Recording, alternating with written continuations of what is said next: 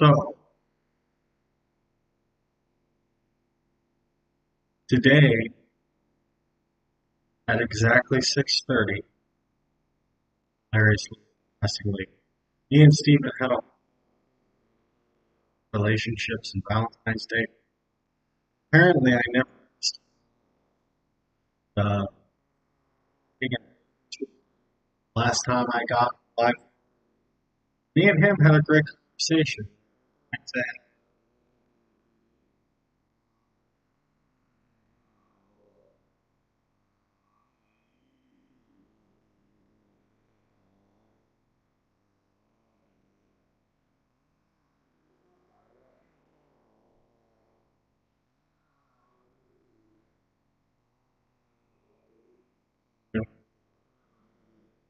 I felt like I was trying to be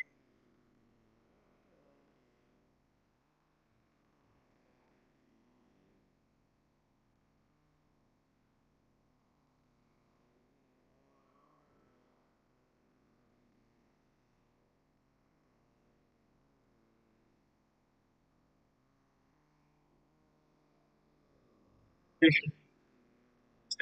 I started thinking, I said the truth that Valentine's Day, I feel like people project everything that they feel about relationships on Valentine's Day. There are people who take it personally have someone to be with on Valentine's Day, let's say. Um, yeah, you guys can hear me. You can't hear me very well. I disconnected the microphone here. So yeah, our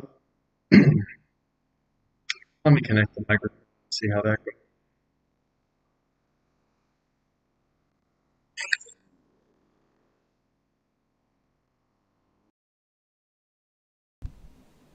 Ah la la. All right, yeah, that's a little better, isn't it? So what? So people will end up like when I was growing up. At some point, I noticed people getting jealous of other people that have someone on Valentine's Day, and I never really understood. Uh, and I've been jealous of people. I've been jealous of people, I guess, very rarely, but it's like in that context, I guess it's just if I want somebody to see me a certain way, I guess. I'm trying to remember what it was like in high school being jealous of somebody. Uh, but it's like, oh, someone, I want to be that, I guess. Or what somebody, because it's never I want to be that. I never actually want to be that thing I was jealous of. It was always like, why do they think good of that? And it rarely happens. So I never really understood why, like, someone would be jealous of someone else because it's everyone is different, right? So when you're actually with them, you end up discovering all their little eccentricities. So no relationship's the same. So I didn't understand how you could be jealous of something you didn't understand, right? Uh, or why people thought they understood what they were missing, I guess. And then I kind of ended up with relationships myself, and I discovered that yeah, it's like, don't get me wrong, there's beauty to it. There's beauty to romance, and I love it. But all of that is self-spun stuff. So you have to think of yourself as romantic to be able to pull that off from the start. And so it's like it's weird. It is what it is. And he started talking about women's standards and how women, at least the way they put out, it's like the way they speak, the way they communicate. It's as though they have super high standards, and on these dating apps, they have super high standards. And we looked at the statistic, and the statistic basically showed that on OkCupid, women will essentially they won't rate any man as the most handsome man or the most handsome group of men within the most handsome group of men on OkCupid. And I don't even remember to say this, but to me, and I did bring up the point, but I didn't remember to say it exactly. it's like, okay, they're not with any of those guys. Like they're not going to. Maybe they're. It just means they're a guy they're not with. They're not going to treat like they're the most attractive man. Whereas a man maybe is more likely to be like, oh, like who I'm with or who I'm not with makes no difference. This is the hierarchy of what I find attractive. And it's like a less emotional and less all this and all that. Meanwhile, this was only a statistic from OkCupid. Meanwhile, this, and that. So what?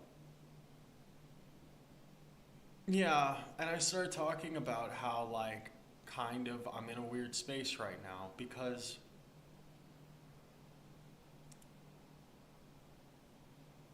I can poke holes in feminism, but the main hole is that, like, okay, gender equality, quote unquote, the belief that the genders are equal, treat them with equal respect, human rights applies to both, things like that.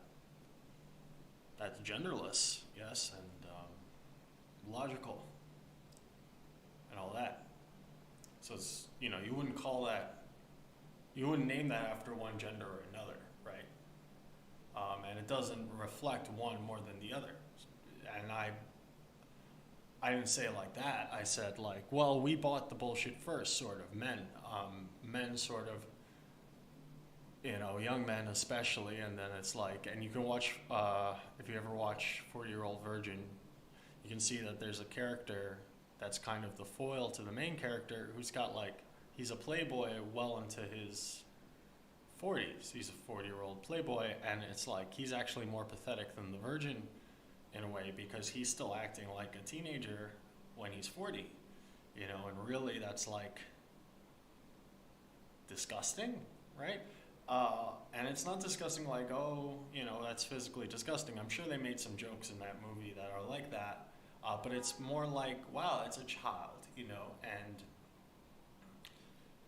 and that's a lot of what Steven will talk about sometimes. He'll talk about how, like, well, can you take care of yourself? Are you being responsible? And if you're not being responsible, then who else can account for you? That's essentially his point, and he does have a point. However,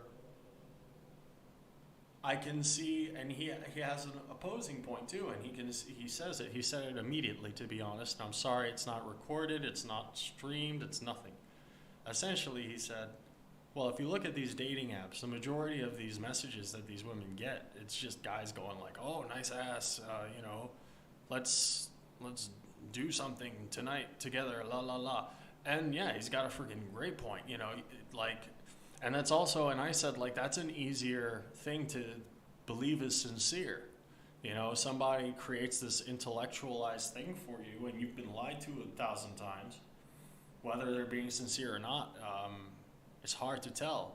Whereas it's easier to believe, like, oh yeah, this guy wants me to la la la. So really, like, the whole system's watered down. And I said, yeah, and I still think it's true. It's like, okay, so what is making that noise? Like, what is? I can't tell. Anyway, because I'm looking at the mic. Let me see something. Let me see what this sounds like.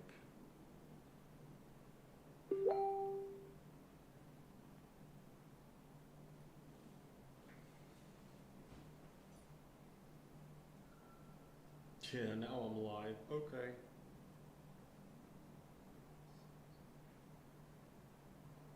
No, it doesn't sound bad. I'm not mad at this.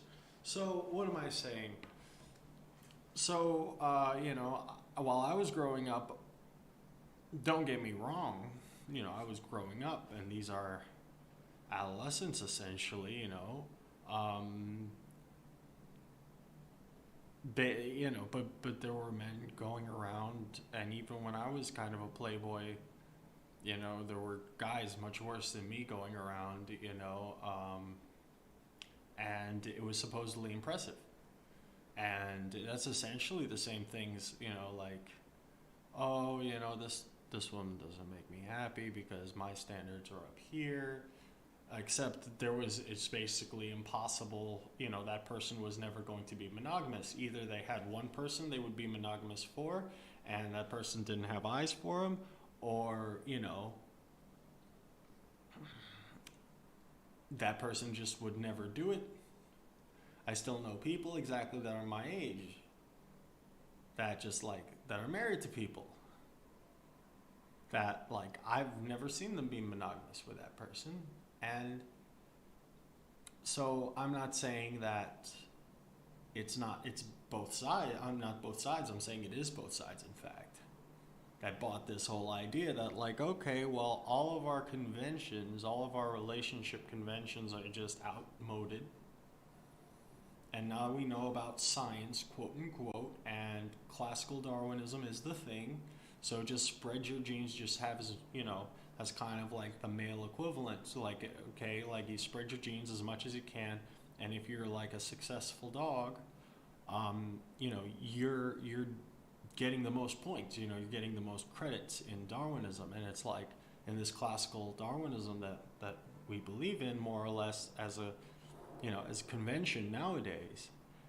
And it's like, I do think that there's a degree to which survival matters, just raw survival, do whatever it takes. Yeah. I mean, we were never, we've got billions of people on the earth. We got more people on earth than ever in history. We're surviving. We're doing fine. But are we happy in what's going on? And look at this. And the people who are propagating this are on record propagating it to fuck with supply and demand in their favor and make people less satisfied with what they have so that they want what these people have to give, quote unquote. So literally just keeping that in mind, and I've gone farther into this. Yeah. And it's just gone so far. It's just gone so far, and someone messaged me while I was doing this. Oh, it's okay. So, yeah. So, that's really, like, to be honest with you, 90% of what I have to say, like, it's not perfect.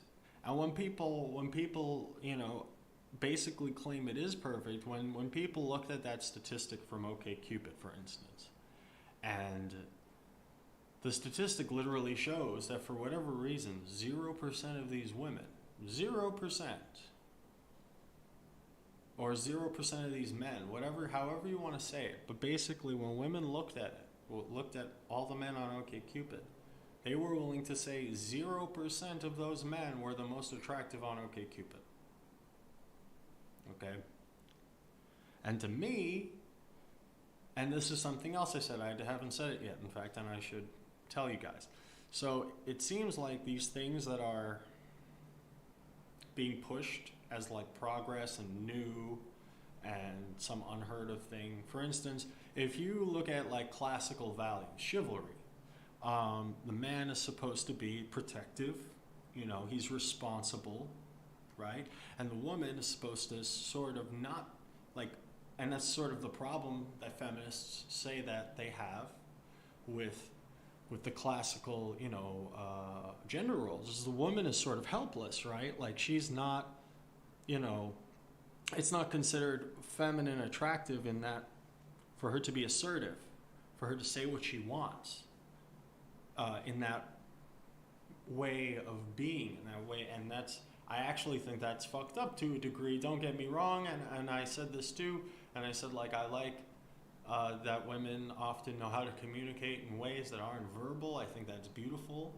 However, if the feminists initially, what I thought was feminism, they have a point where it's like, well, if you expect people to be this two-dimensional construct with no feelings and opinions that's just controlled by others, like that's not real. That's not a person. That's not equal. That's not, you don't love that. That's not how you love a person. Like, there's so much wrong with it, right? Okay, yeah, I want people to be happy, both genders, obviously, and especially if I'm with them, for every reason, from love to, you know, egotistical ones, and every reason, you know.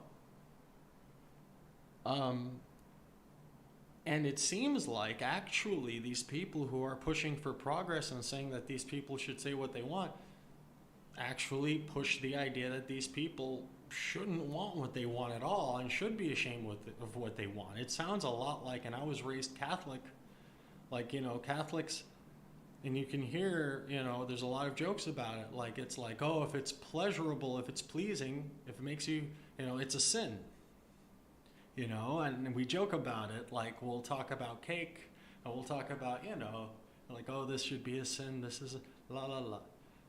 That's where that comes from. This is actually like old conservatism being rebranded. And so essentially, yeah, they didn't want women to say what they wanted. And nowadays, um, it's more well looked upon if a man says what a woman generally wants than if a woman does. And that's essentially like, oh, in classical times, if a woman admitted she wanted a man, she was risking being called a whore. It's more or less the same today, except the people who are doing it, more or less, not more or less, they claim to be on their side. Like, oh, I'm only doing that for her own good. And that's exactly how it used to be. It's exactly the same. Except hyper real, because they believe that they're progress and science. Whereas at least before, we were like, oh, this is like a superstition, and it's just kind of us encoding nature into religion, and, yeah, that's what religion is. It's people attempting to encode nature into symbolism. It's what it is. That was true, you know?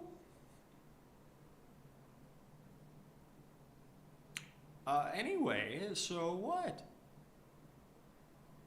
So we've come not even full circle, because before we were aware, sort of, that was an inorganic, a revolutionary aspect of culture, and now we think it's empowering. Do you understand? And we're afraid. Whereas before we accepted, like, there's, in superstition, at the very least, love is like magic. This was what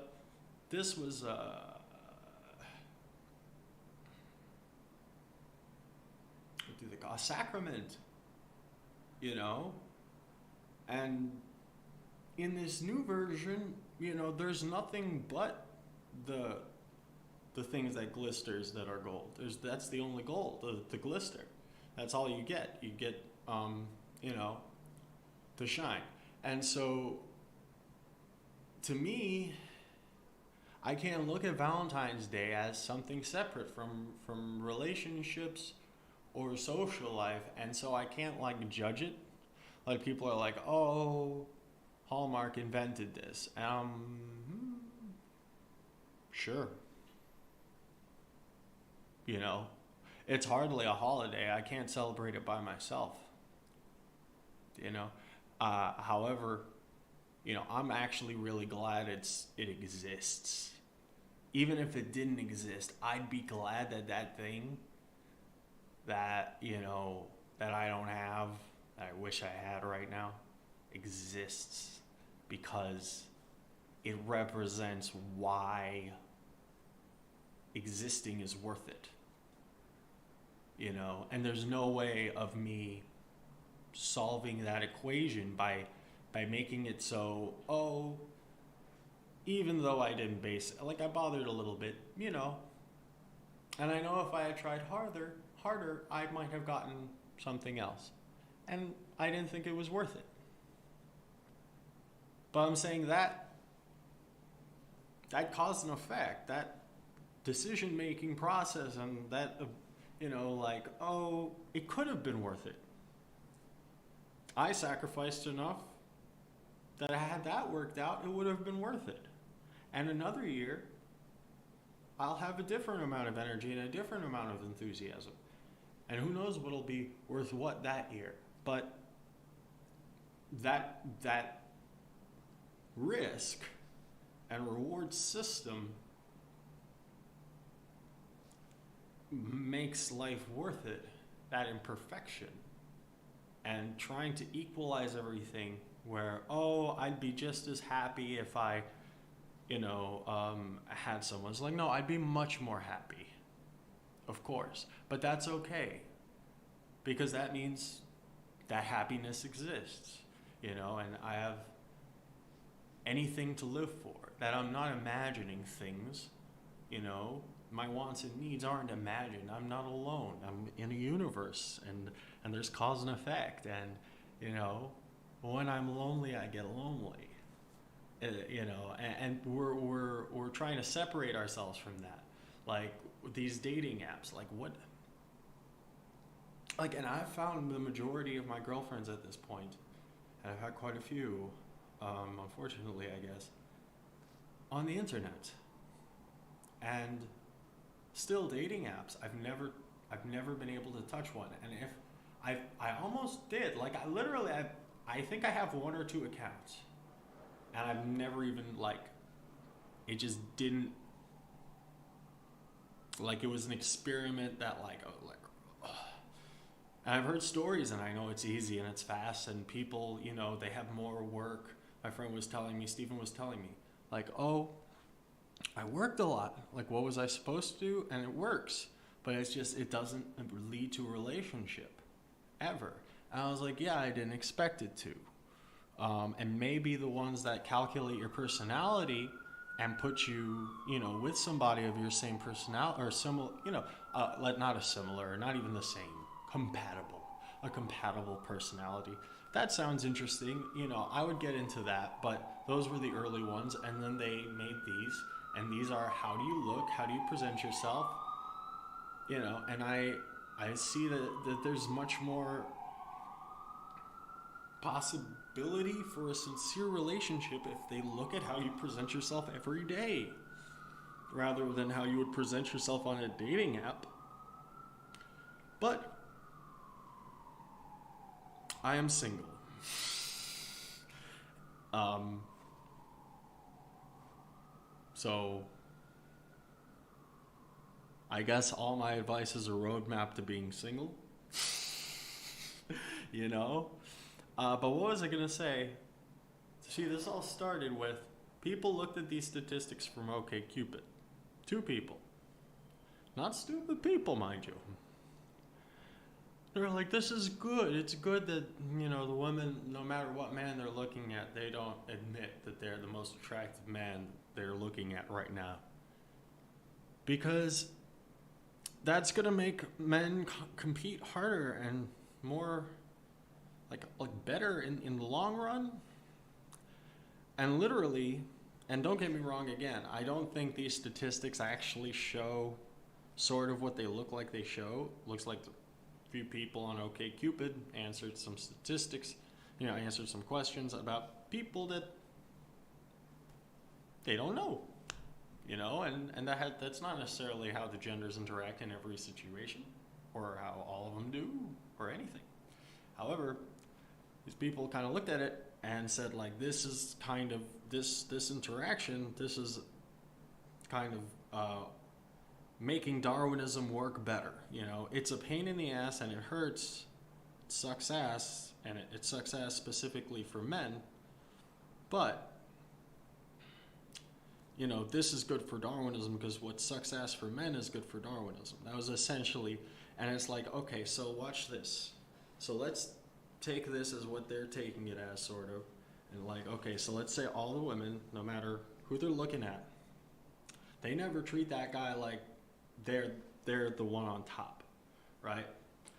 So there's two guys, three guys, five guys, let's say, and one guy makes $1 million, and one guy makes 900,000, and the other guy makes 900,000. The other guy makes 800,000. The other guy makes 700,000. Okay, five guys. The guy that makes 100,000, he worked the hardest, one assumes, or he did something cutthroat or something. But he went out of his way. Or he didn't. It doesn't even matter. He knows he has more than the other guys, and he has the highest score for this context, let's say, okay? Let's say all that matters is money. Point is, and then there are five women, and they don't acknowledge that this guy has the most. So him taking care of more, he does more work and he gets less results.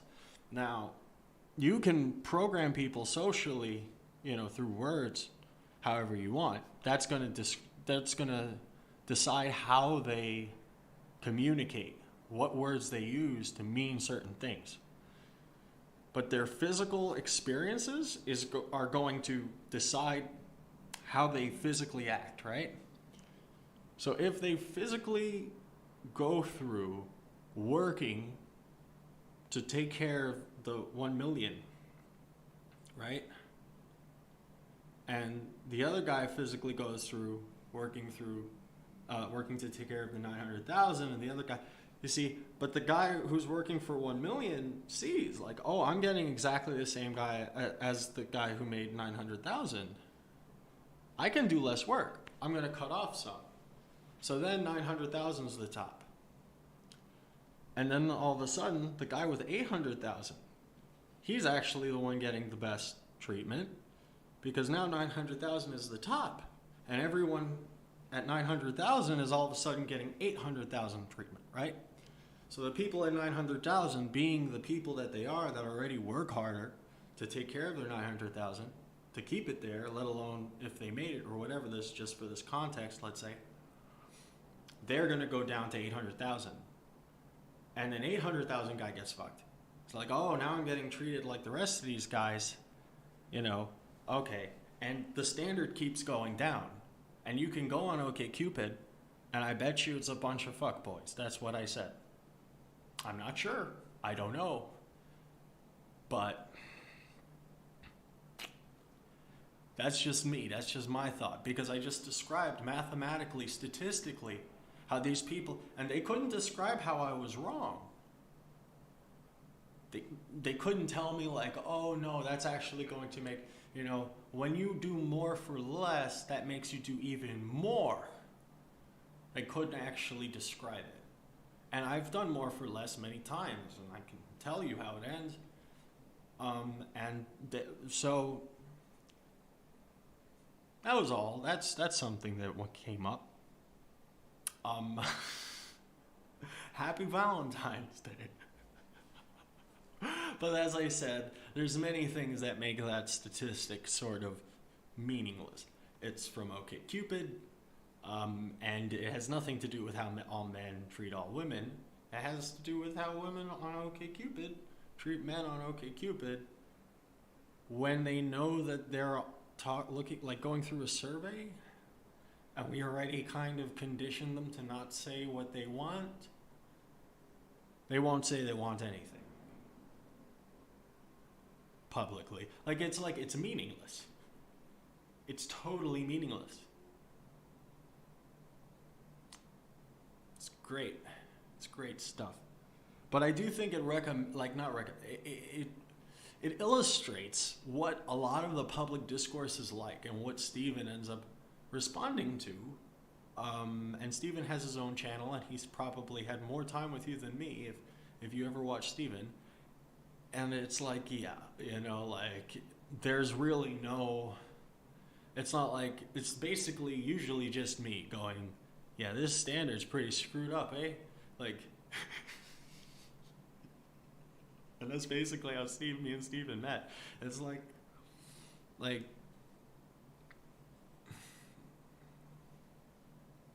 is what it is. I don't know how long this has been.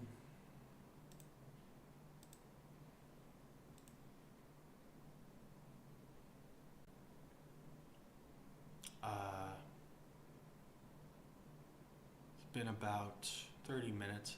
I'm going to let you guys go. Thanks for your time. Sorry about the confusion. I'm especially sorry to Steven because Steven came when, well, Steven doesn't have to help, and he does. And he was also sharing, what he's been through. And it's a fucking shame, I screwed up. It's all my fault, to be honest with you. Uh, I'm not adept yet. I'm not adept enough at this yet, unfortunately, and it is all my fault. Um, but I think I basically went through, and I just, oh, and I mentioned, like, so, but Valentine's Day is a day like Christmas, where if you're alone, it hurts a lot. And the only, and it works better for Valentine's Day than for Christmas. The only way to get through it is to have something that you're doing yourself, that you know is pushing your life forward, and so you're like, okay, like I said, this year, nothing. Maybe next year, you know? Um, this year I literally had a whole fucking stream and fucked it up. And here I am, you know? I'm right here with you. Um, that's all. You're not alone, and we all go through the harsher parts of life. And you're not a bad person for noticing that life isn't perfect just because, just because other people are happy. That's all. It's okay. It's okay. It's not the end of the world. It's not the end of the world when,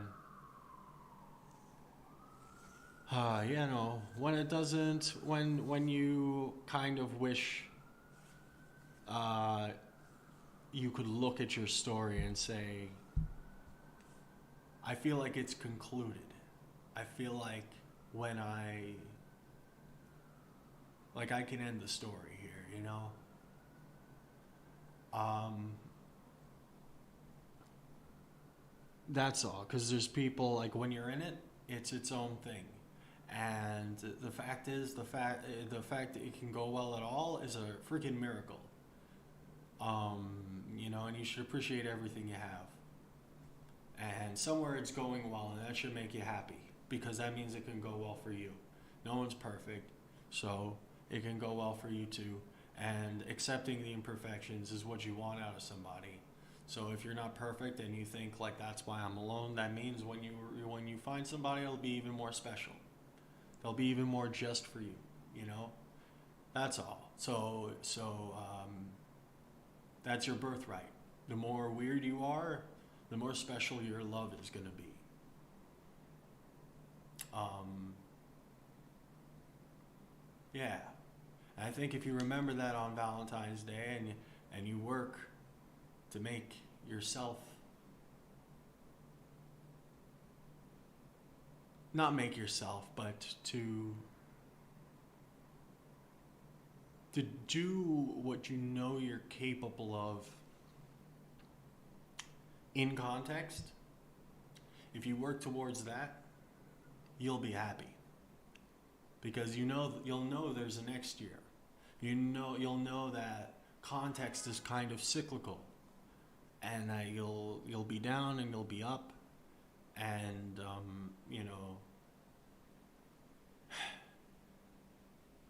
yeah.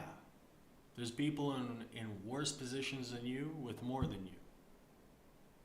Like I've just described.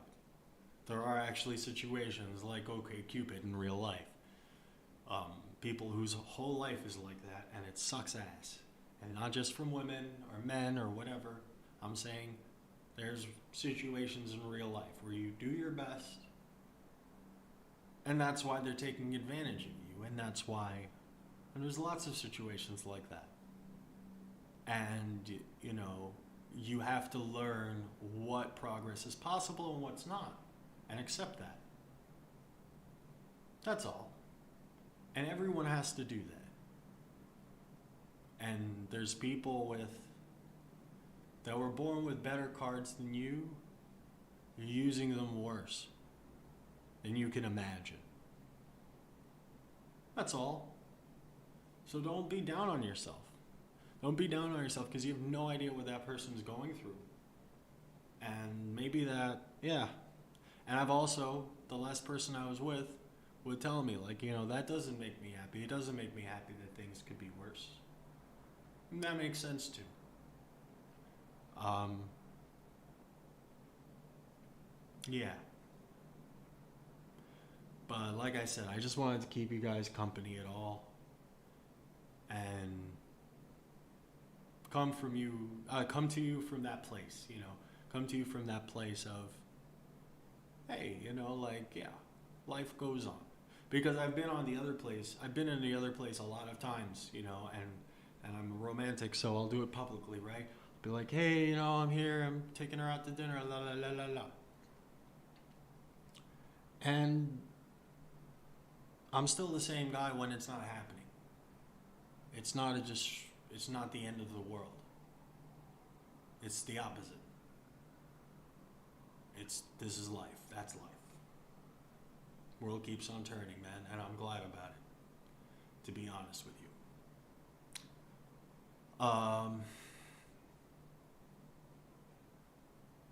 Yeah, I'm gonna let you guys go. Thank you again. I'm sorry again. It is my fault again. I'm especially sorry for Steven because Steven came through in the cold and all that. But I'm glad I actually finished anything. Well, I did do work today. I actually worked all day. Ooh. And I had a little rant about that too. And I'm glad that didn't end up. Literally, maybe. I probably saved myself with my subconscious.